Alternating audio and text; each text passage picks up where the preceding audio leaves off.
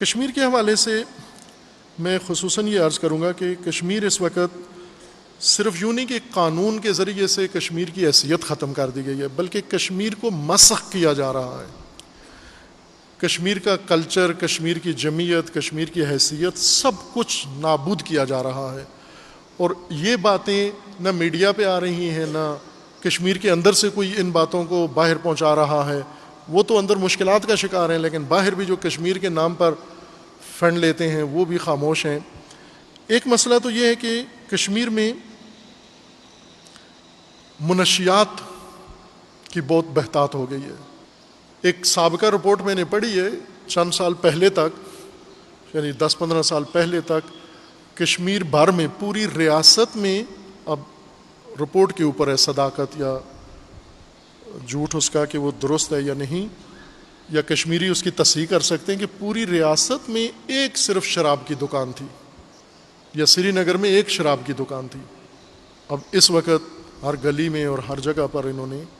شراب کے علاوہ باقی نشہ، بھنگ، چرس، دوسرے اور نئے جو آئس نشہ ہے، یہ بھی باقاعدہ ہندوستانی افواج اور سیکیورٹی ایجنسیاں باقاعدہ تسلسل کے ساتھ کشمیری جوانوں کو آزادی کی تحریکوں سے دور کرنے کے لیے منشیات کی لعنت میں مبتلا کر رہے ہیں۔ ظاہر ہے پابند بھی ہیں، بے روزگار بھی ہیں، پابندیاں بھی ہیں، ہر مشکلات ہیں، اور ڈپریشن میں آیا ہوا، پابندی میں آیا ہوا سخت جو ذہنی طور پر دباؤ میں ہو، وہ نشے کا آخر سہارا آسانی سے لے لیتا ہے، اور یہ کام پلاننگ کے ساتھ کشمیر میں ہو رہا ہے۔ دوسرا کام، کشمیر کے اندر، کشمیر ایک بہت پاکیزہ سرزمین تھی، کشمیر رہنے والے سری نگر، وہاں پر اخلاقی فساد نہ ہونے کے برابر تھا۔ ان لوگوں کا مذہبی اقدار اور ان کی اپنی علاقائی اقدار ایسی تھیں کہ باپردہ خواتین تھیں اور مرد بھی، اور ایک بہت ہی مہذب تہذیب کشمیر کے اندر تھی۔ جو سیاح لوگ جاتے تھے سارا ہندوستان گھوم کے کشمیر جب جاتے تھے سری نگر، تو انہیں ایک الگ ماحول وہاں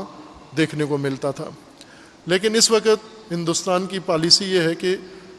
یہ فساد، بے حجابی، عریانیت اور نامحرم فساد، قبا خانے، جسم فروشی، اس کو کشمیر کے اندر زیادہ سے زیادہ عام کیا جائے۔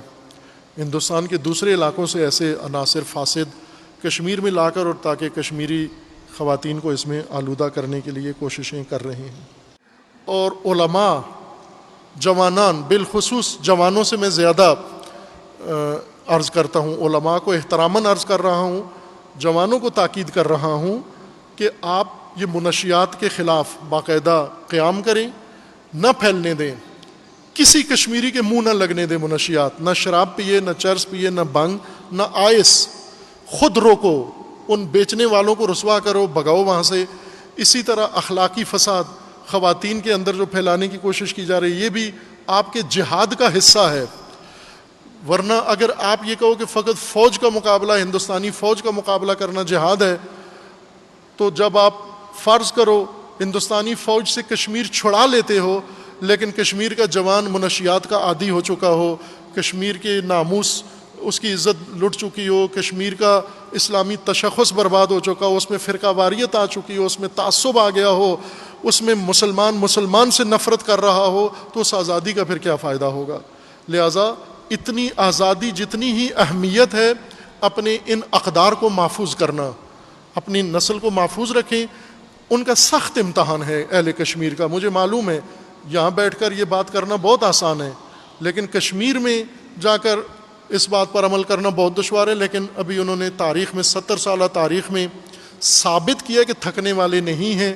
جھکنے والے نہیں ہیں۔ ابھی بھی انشاءاللہ اللہ انہیں ہمت دے گا، طاقت دے گا، اور ایک دن آزادی بھی حاصل کریں گے، اور اپنی اس نسل کو، اپنی ناموس کو بھی انشاءاللہ کشمیری بچانے میں کامیاب ہو جائیں گے انشاءاللہ۔